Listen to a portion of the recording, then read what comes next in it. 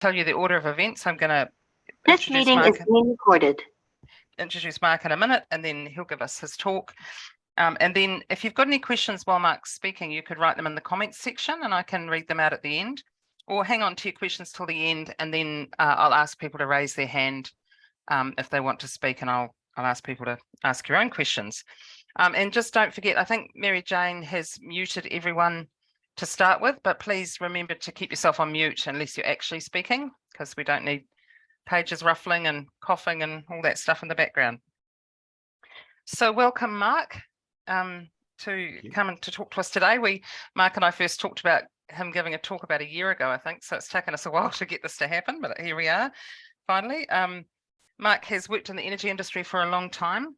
I think probably his best 6 months were when he was my manager about 8 years ago. He told me that himself. Anyway, he's done quite a few different roles around the industry, and particularly with Meridian Energy, and which is his most recent place.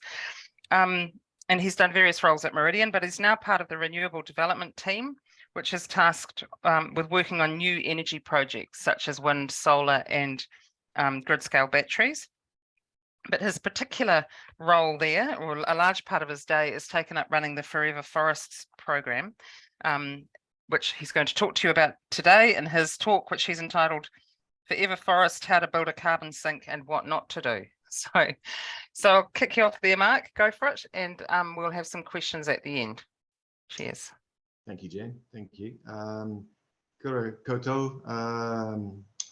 I whanau ki te puna ingarangi, ko Manchester toku papa, ko London toku mama no Oto Taiaho, kei Poerua noha nā, ko Moanga toku Rangatui, ko Moana toku Pawatanui I Tautarunui, ko Mark toku Angoa. Ko hono ke te whenua nā Pakiawa, ki te rako I rore I tae ki huhuti. Tēnā koutou, tēnā koutou, tēnā koutou katoa. Thank you, Ron. Thank you for the invite. As Jen said, it's been a while for various reasons this year. Some of them obvious, some less so. And thanks everyone for coming along today. It's a treat to be speaking. Jen's pinched my first 2 paragraphs of my of what I was going to say, so thank you, Jen, about who I am and where I've come from. But yes, I'm currently working for the Renewable Development team at Meridian, which we've basically rejuvenated in the last couple of years, which I'll explain in a second. Focused on delivering a big platform of renewable generation build over the next sort of 10, 20 years. And I've got the privilege of, as part of that, of leading our carbon forest or carbon sink build program known as Forever Forest, which has had some publicity in the media, and some of you may be familiar with it. I've got a few caveats. So while I trained as a scientist many moons ago, I'm not a biologist, I'm not an ecologist, I'm not a silviculturalist, and I don't know everything about the carbon economy. So I'm just conscious there may be some participants today who know a bit more than I do. So I'm here to inform, but also to be informed if there's an opportunity. And look, happy to say answer questions or take questions away and get answers for people if I can't pick them up. And you'll be pleased to hear that I only have 3 or 4 slides to talk to. So it's I'll spend a bit of time on each slide, but I've deliberately sort of skinnied it down. There's nothing worse than endless slides on slide upon slide. So with that, I'll just share my screen and hopefully this all works. We tested it about 5 minutes ago. So, you know, as ever, technology. Right. Now, can everybody see that? I'm going to take that as a yes. Okay. It just says, yeah, there it is now. Yep. Oh, great. Okay. Thank you, Jen. Okay, Forever Forest. Hey, look, just a little bit about Meridian first. I won't spend too much time on this. I mean, most people know who Meridian are. You know, we've been around for 23 years since the breakup of ECNZ in '99, and you know, we're 100% renewable generator. We always have been, and we always will be. So it's predominantly the hydro catchments, the Waitaki and the you know, Waiau Manapuri power scheme. We've also got a fleet of 5 wind farms that we've built over the last 20 years up and down the country, most in the North Island, but we do have White Hill down in Mosburn. We are in the process of building our 6th Harapaki up in the Hawke's Bay. We're a large retailer, by no means the largest, with pretty diversified customer base across the country now, particularly strong in the agri sector in the South Island, and of course we have the aluminium smelter at Tiwai as well. That's a sort of quick potted history of the company, and there's a bit of an illustration about our assets and so on there, and some of the work we're up to is sort of depicted in the images there. As to the future, other than sort of keeping the lights on, keeping our customers supplied and sort of staying in business, we've got an overarching driver for the Meridian currently in the shape of our climate action plan, and the Forever Forest program sits in this context, so it's quite important to just present that and outline it. So there's probably 4 key elements to it. As I said before, we're 100% renewable energy generator. We're based on wind and water, and also now moving towards large-scale solar development. So we've announced and batteries too, as Jen mentioned. So we've announced a 100 megawatt battery and also adjacent solar array, another 100 odd megawatts up near Whangarei and up near Marsden Point. And we've publicly said we're going to be building 20 new power plants in the next 28 years. So that's significant, and it's actually will link at the end back to the forestry program, which I'll explain.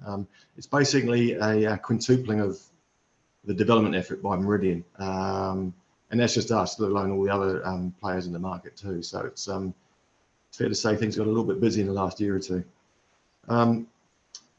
The drivers for that are changing demand. So New Zealand has a decarbonisation agenda, quite rightly, which is, from our point of view, has 3 elements. It's the replacement of old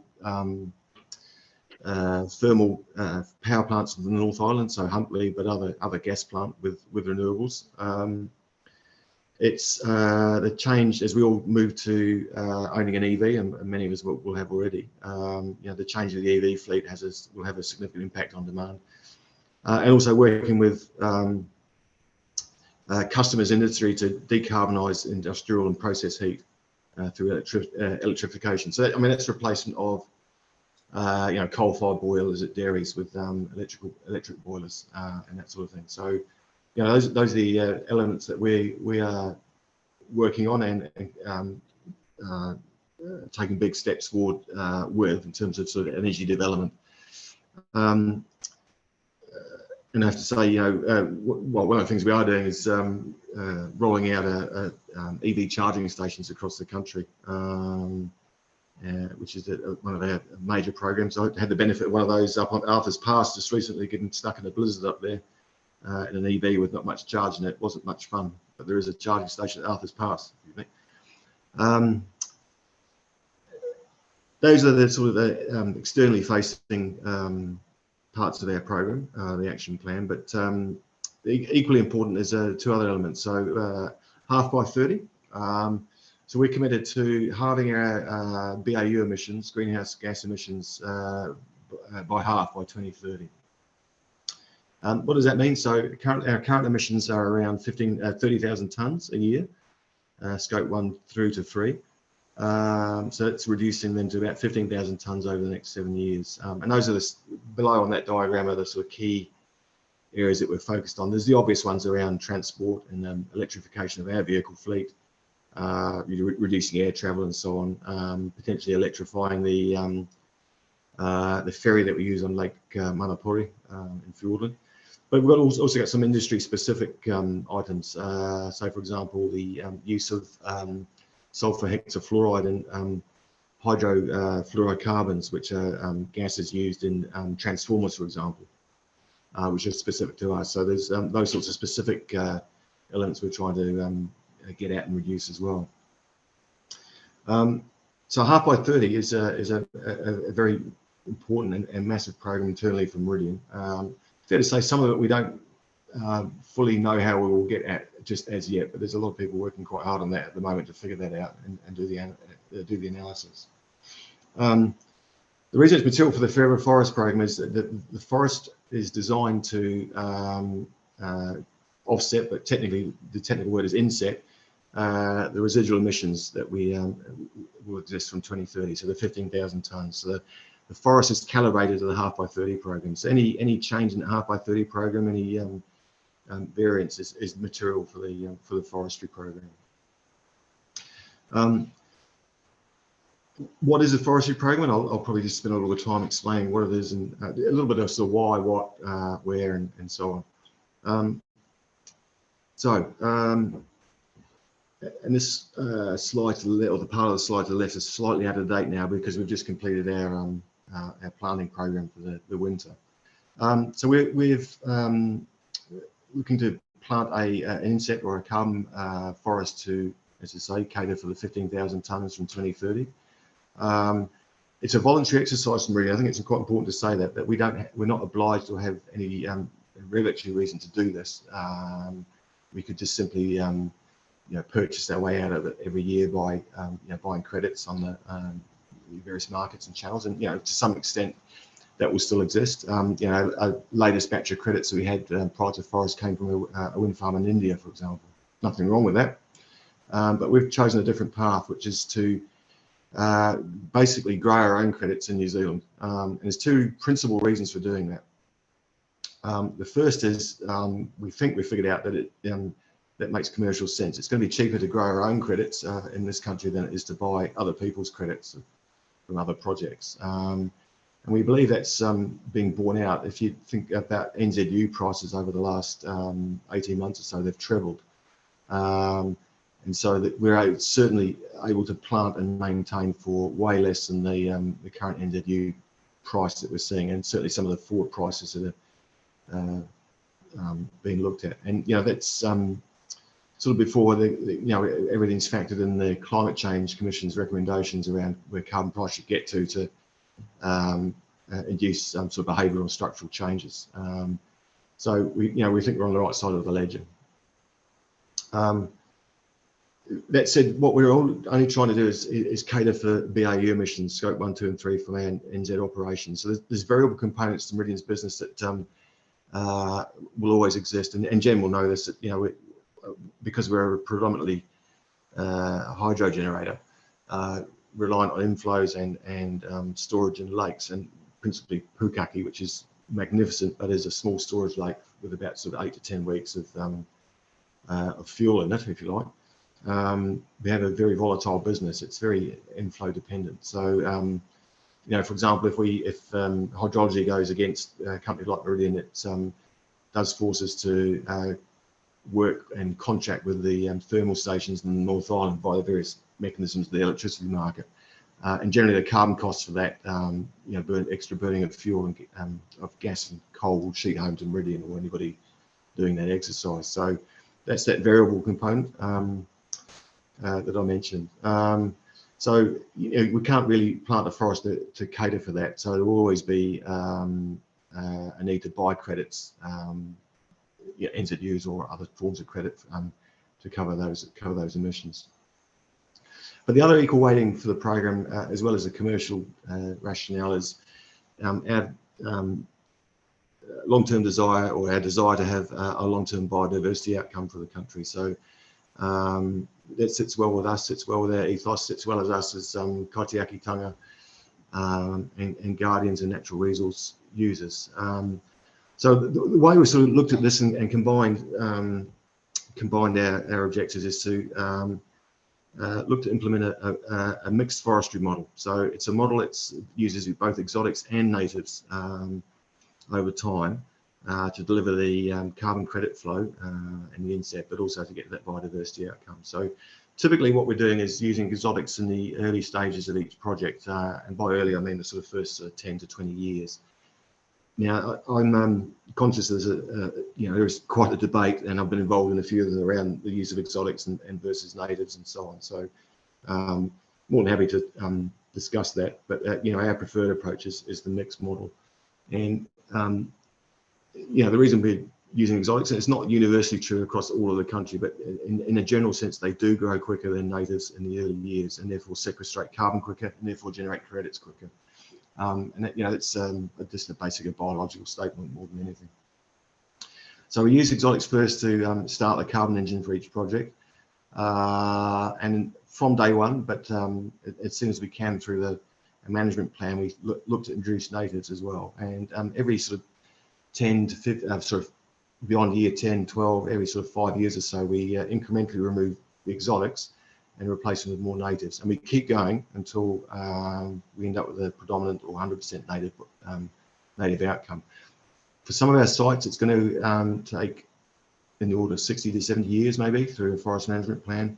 For a couple of our sites in the Waitaki, where conditions are a bit harsher, you're probably looking at 100, 150 years for the same outcome.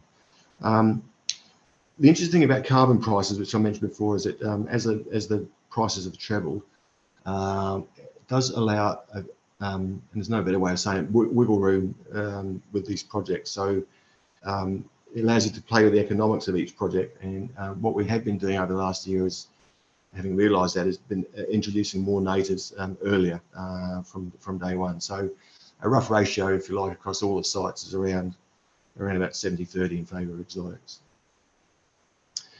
One thing I would say, and this is again I know is an area of controversy, is that we're not using Pinus radiata. So the cheapest thing for Meridian would have been to buy a big block of land, and I should say 15,000 tonnes equates to about 1,100 hectares of planting.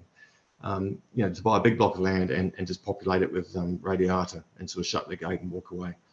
Now we could have done that, and that would have been the cheapest option for us, but we decided again against that because it didn't fit with our ethos, didn't fit with the biodiversity objective that we had in mind. So again, that's why we've gone for mixed forestry. The types of exotic we're using are various species of eucalypt, redwoods, alders, and we are using a sterile or non-wilding pine, a species called Pinus attenuata. So it's a radiata hybrid which produces a cone, but the cone doesn't produce or let its seeds out. So it's sort of designated, I guess, as non-wilding. It's fairly new to the market, that one, but is quick growing and very adaptable to different conditions. In terms of the projects we've got, the sites, they're mainly in the South Island. We've got sites in, what we started the program, we thought we could get a lot of this done on our own land, wind and hydro land.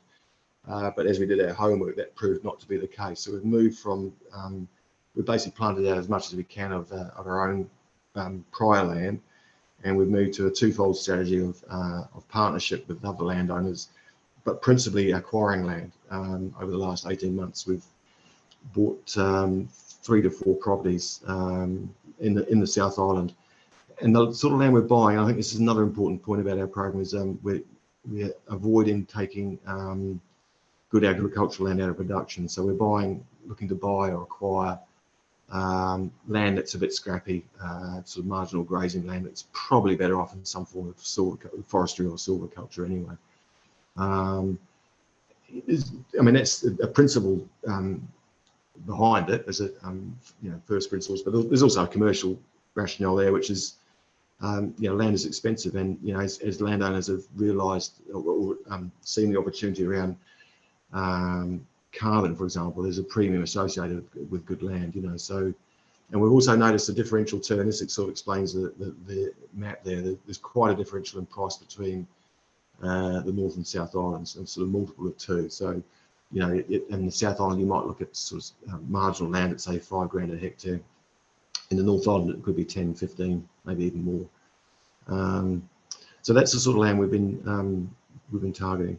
So sites in Southland, Murihiku, South Canterbury, Tasman, and on the west coast, with a sprinkling of other sites here and there. A couple in the back of Wellington, Mucka, and a partnership with a landowner up near Harapaki, a wind farm in Hawke's Bay. The numbers in the slide are slightly out of date. So we're just coming to the end of the planting window for this year. You don't plant in summer because it's just too dry and hot, or hopefully. So we've planted just over 300,000 stems now across, in effect, 600 odd hectares, and we've got pre-ordered plants for the next 2 years to ensure that we've got seedling supply, which is an area I'll cover in a second. We've received our first credits from MPI, so we're registered forests. We generally plant and then wait a year, see how well things have gone, and then you're able to register with MPI and the ETS and to start to secure credit. So we've got some credit flow happening as we speak, but it's an area I'll come on to in a second. So yeah, that's the program. That's what we're up to. We've probably got another 2 or 3 years to run, based on sort of land acquisition, seedling supply, and so on. But it is calibrated, as I said earlier, to that goal of producing a flow of 15,000 credits or more, because we'll overplant as a form of insurance, more to meet our 2030 target. That all sounds very simple and straightforward. As a lot of people know, land use change isn't. It's actually quite a complicated business.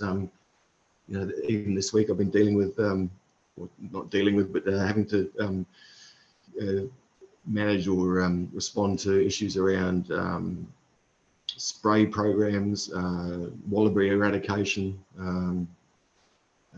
access from roads, track maintenance.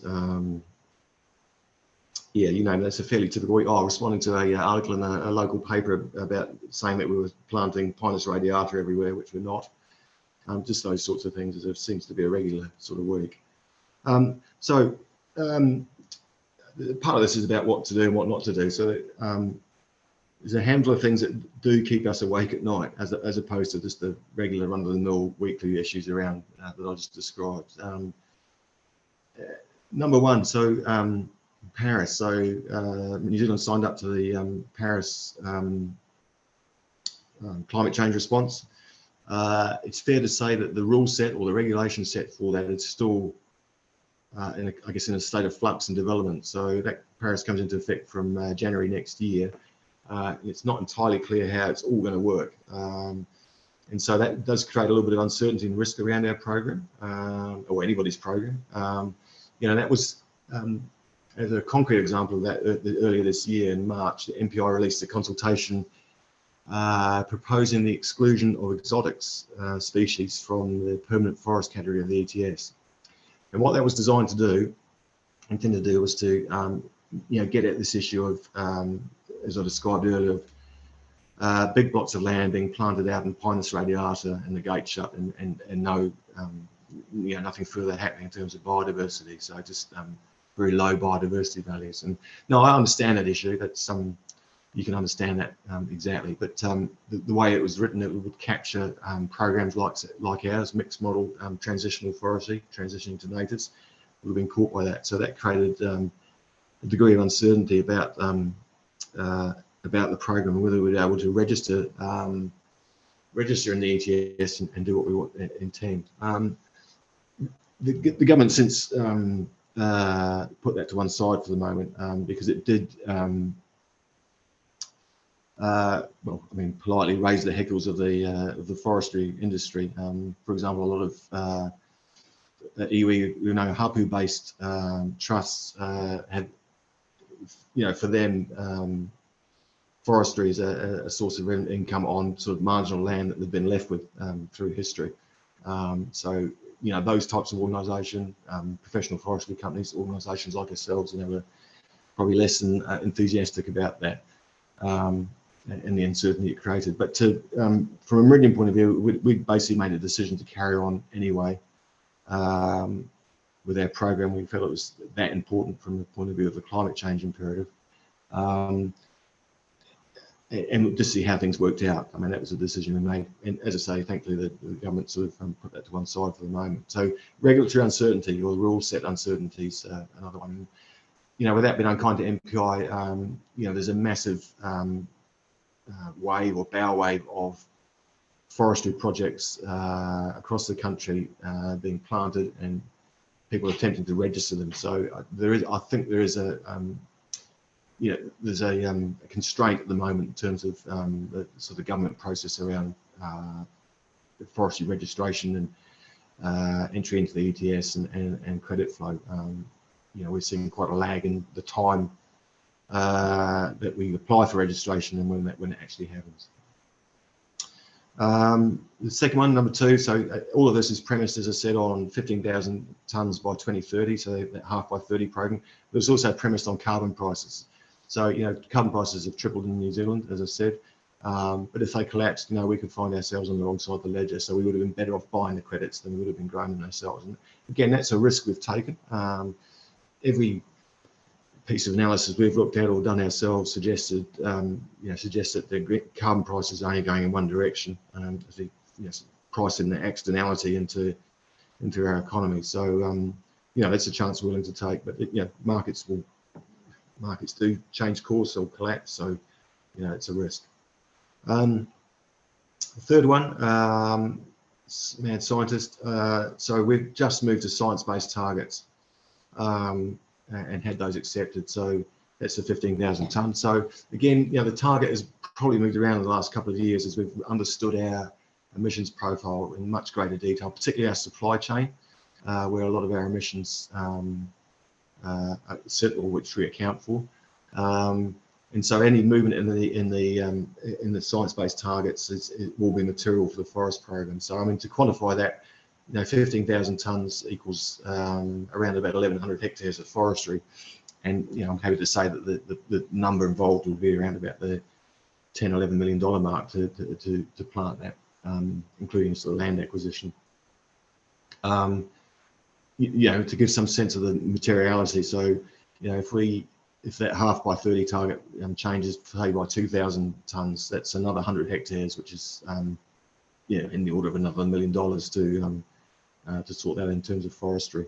So it's a material. The science and everything's grounded. It has to be grounded in the science. Is a material influence or effect on the forestry program. And the last one, which sadly we've experienced, is dead trees or dead mortality. So we model all that into our program. We're working with Ecos and Laurie Forestry, our key partners for the program, and great people to work with. But pinning a forester down on what he thinks to agree what the mortality rate is going to be for a project is nigh on impossible. It's the generally accepted percentage is around sort of 20–25%. So this is planting and then going back to have it infill or replace 20–25% of what you put in the ground. Unfortunately, one of our projects, Malapuri, so we've planted on our hydro land around Malapuri Lake Control. That's one of our very first projects.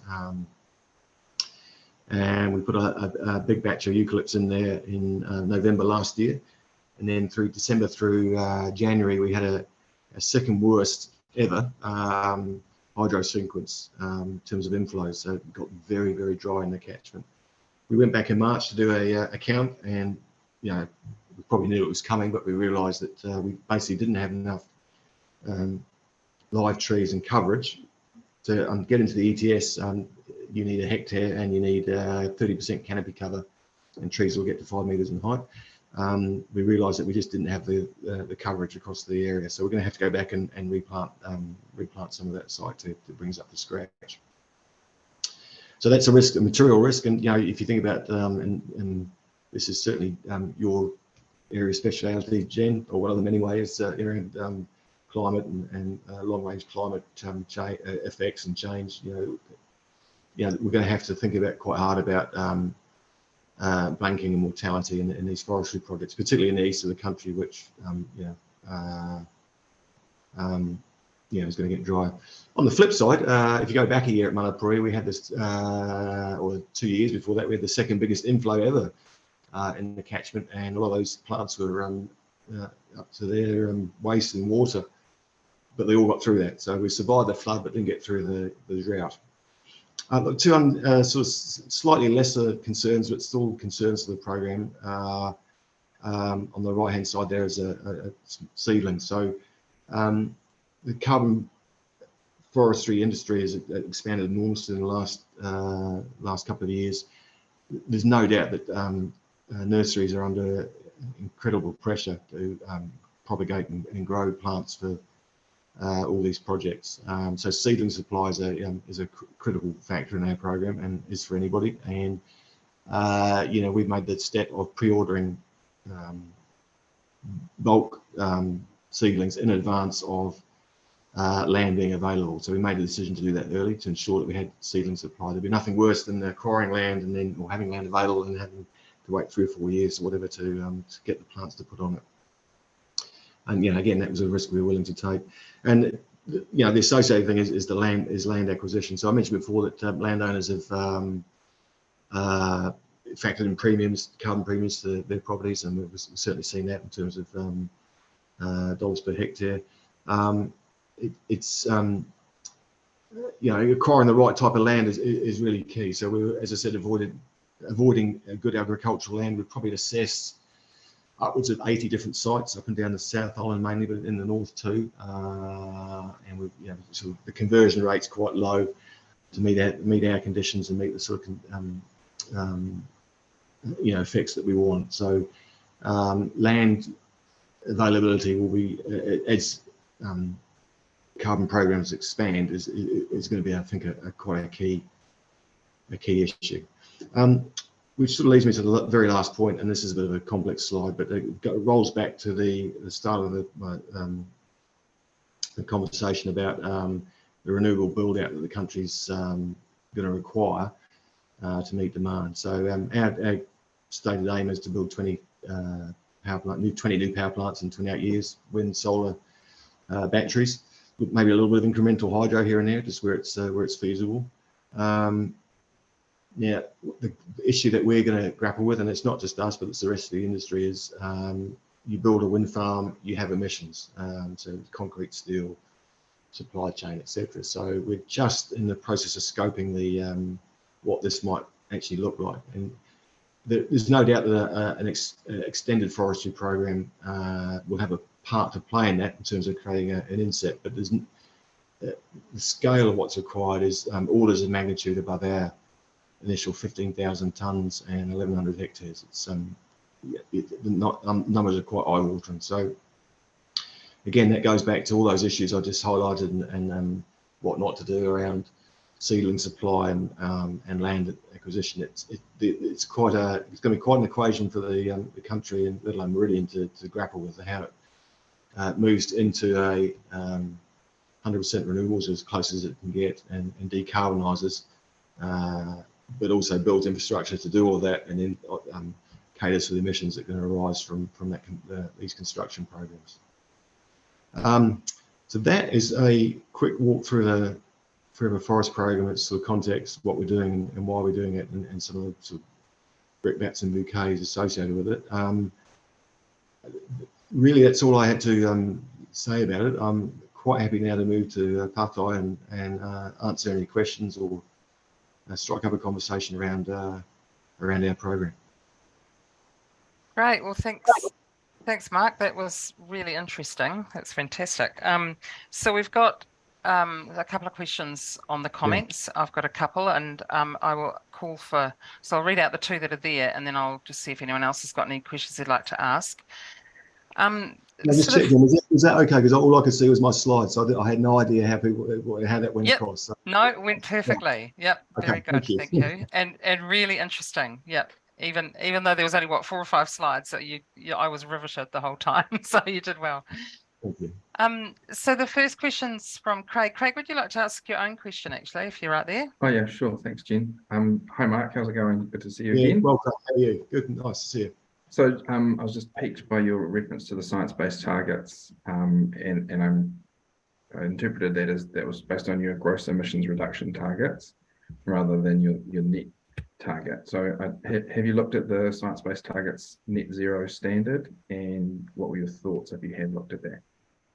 We have looked at them. So that that's our sustainability team, so headed by Tina Frew and Craigie House. So yes, we and so other than sort of describing how Forever Forest is looking, Craig. I wasn't directly involved in the application process for that, but we have done all of that, what you just described. So might be one of those ones where I might put you in touch with Tina and Craig if you, so you guys can have a bit of a conversation about the detail behind that.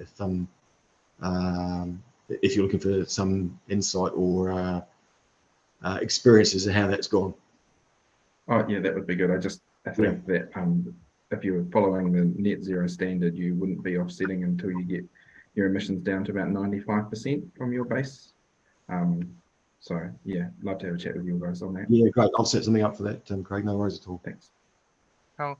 Mark, the second written question was from Barb Nixon McKay from Energize Otaki, and they say, have you considered leasing? Leasing land? Yeah, I presume so. Yeah, we have. We're open to all models, basically, buying, leasing, partnering. So yeah, we haven't got any projects where we've done that in terms of lease. And I mean, typically what with the partner projects, and we've only got a handful of them, to be fair. But that's not to decry their importance. Generally the way we work that is we have a sort of capital inputs approach. So we'll look at a project, and the basic premise is it's the owner's land, and Meridian providing the capital and the resources and the wherewithal to get a project done. So you look at the value of the land, that's one input, and then you look at the capital that Meridian brings to it, and you end up with a ratio of 70, 30, 60, 40, whatever it is, generally weighted towards Meridian because of those capital inputs. And then that then leads to a discussion about carbon credit sharing with a landowner. So, and there's no set formula for that. We just look at those capital inputs on their merits, and then we have a discussion about sort of co-benefits as well. So, there's other reasons landowners want to do things like this, so we've got a couple of our sites where, amenity and recreation values are important to the landowners. So, we factor those in. You basically sort of have a negotiation around the sort of the sweet spot, if you like. So, so we haven't, so that's typically how it's working. So they're partnerships, they're carbon credit sharing, they're mutually aligned objectives. And generally, landowners are passive, if you like, and Meridian's doing all the mahi. So yeah, more than happy to look at lease. We just haven't done one as yet. Although, going to the what I was saying about potentially an expanded forestry program, it's going to take a bit of everything really to sort of realise all that. So you can't, there's only so much land you can buy, and therefore I suspect, that the partnership path and potentially leasing will become much more important in an expanded program. The reason we've gone down the acquisition route is to get this thing done as quick as we can relative to the climate change imperative and our business objectives. If we had the luxury of time, we'd probably explore a lot more in the way of partnerships. Cool, thank you. Thank you. Thanks, Barb, for that question. There's a question from F. Thorpe. Would that person like to read their own question? It's quite a long one. Yeah, no worries. Yeah, thanks, Mark. It's a great lesson. Yeah, I've been doing a bit of study over the past couple of years, and we've been talking about climate predictability in the next 30 years or so. And it's generally accepted that it's going to get hotter and drier on the east coast of New Zealand. In the next 30 or 50 years. With Meridian's Forever Forest, are there any plans to perform any maintenance to remove any of the dry fuel or whatever leftovers from trees that could contribute to forest fires, or any control burns practices? The short answer is yes. Each site has a forestry management plan. It's designed by ourselves and our foresters for the long term. So, as to control birds, that's a good question. I'll probably have to come back to you on that one. I'll probably have to check with foresters on that particular aspect. But again, it's site dependent. So, I know we've just been sort of looking at the latest consultation from MPI on the SPF, the National Environmental Standards of plantation forest, and there's discussion in that document about wildfire management plans becoming more prominent and so on. So I think that's just an area we're going to have to explore a little bit further. So yeah, look, sort of a half answer to the question. I'm more than happy to come back on that once I've had a chat to the forester about Canterbury. Yeah, cool. Cheers, Mark. Yeah, no worries. I should say too, in terms of geography, we are tending to focus in on the in the west of the country, so Fiordland and West Coast. We're super conscious of the hey, look, and it's how relevant is that today with the major fire just north of Christchurch? We're super conscious of east-west conditions and what's probably going to happen through the next 20, 30, 40 years in terms of climate. But again, I'm always going to defer to Jen when it comes to climate. So, Thanks, Mark. Solace, would you like to ask your question? Might be muted. Yeah. Hi, Mark. Thanks for a really interesting talk. There's a growing conversation about the potential impact of resource scarcity, particularly the likes of copper or lithium. Does Meridian have a view? Are you involved with that at all? Thanks. Thanks, Solace. That's a great question, actually. Do we have a view? Undoubtedly we will. Well, I don't know if we've actually sort of put it together in a sort of coherent fashions. We've got one site on the west coast that we've acquired now, or just in the process of acquiring, which I'm trying to illustrate the point. It has various interests on the title. In fact, many. One of which includes the Atomic Energy Act from about 1950 something or other. I mean, that's all about, I believe, access to uranium on the coast. So we are, as we acquire properties, we are super conscious, as of in terms of our procurement of those properties and their sort of ongoing upkeep of all those interests, those title interests. So, I mean, if it's, I guess the ultimate question is, would anybody deforest to make way for a mineral or mineral? Yeah. Well, I guess the point really is, what if through cost or just the physical availability of these things, you could say perhaps only make 10 of those new plants that you were anticipating? Would that make these forests more or less valuable, do you think? Sorry, in terms of having minerals in the ground there, Solace, or No, not minerals in the ground. So say for the global supply of the likes of lithium and copper, if that prohibited you from making half of those new power plants that you're talking about, would that make these forests more valuable or less valuable to Meridian?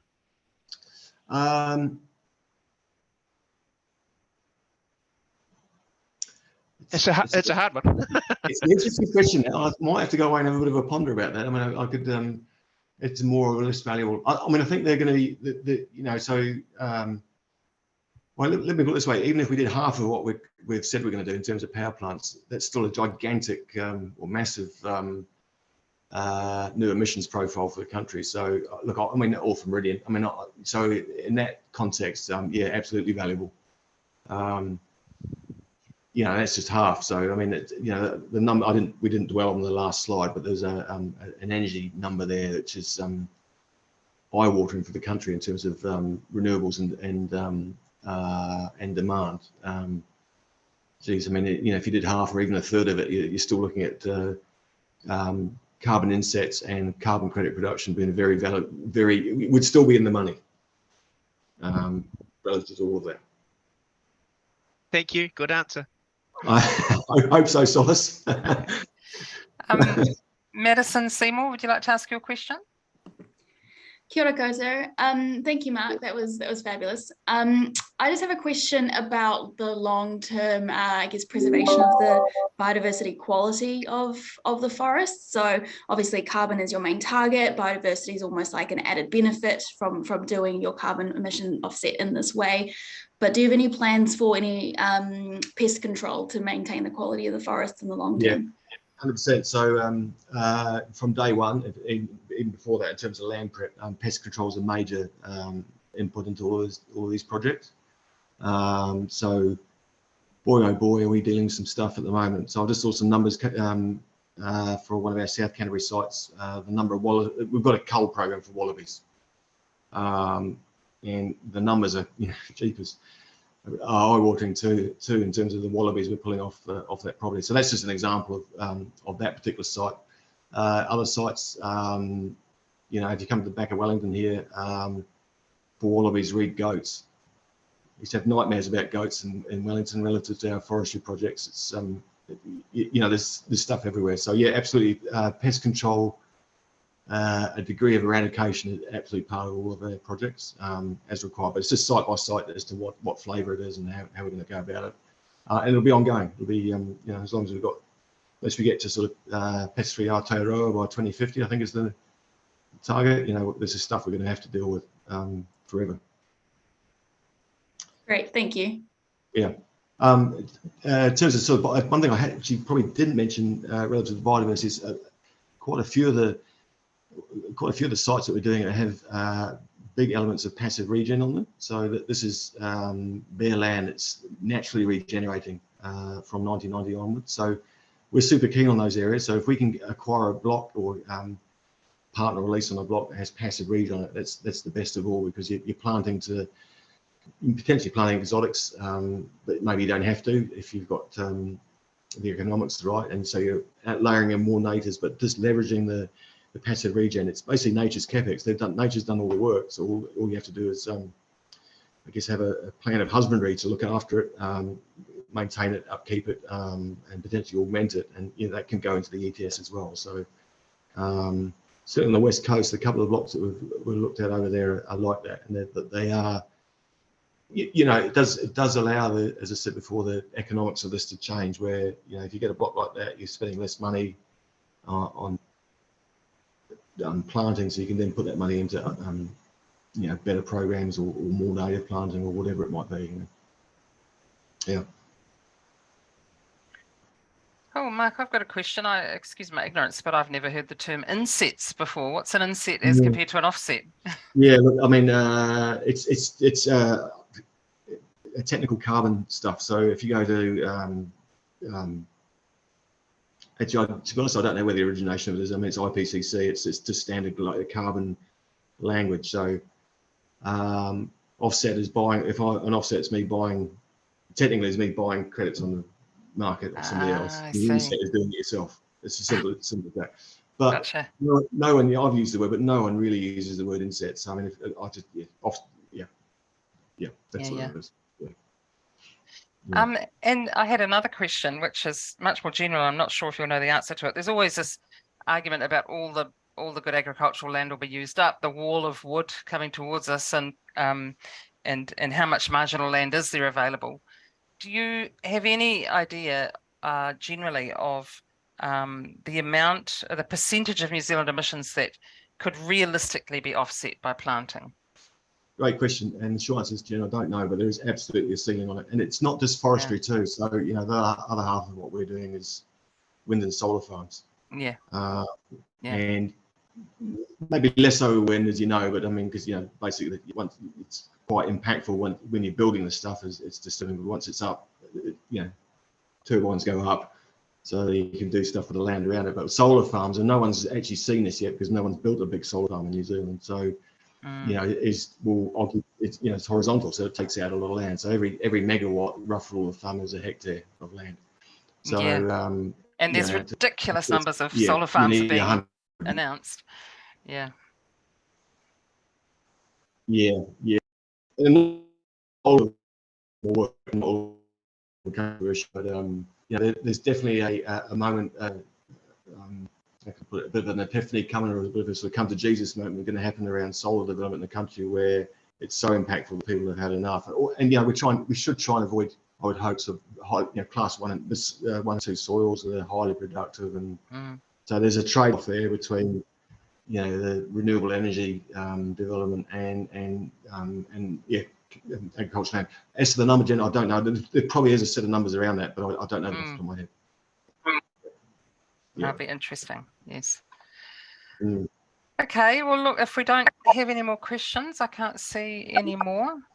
Put your hand up now if you've got a question. Otherwise, I think we'll wrap it up. So thank you very much, Mark. That was a fantastic talk, really interesting, and I learned a lot. And thank you for finally coming and talking to us after we tried for so long to get you here. And yeah, ngā mihi. Goodbye, everyone. No, me, Jen. Thank you, everyone. And look, happy to field questions after. No worries at all.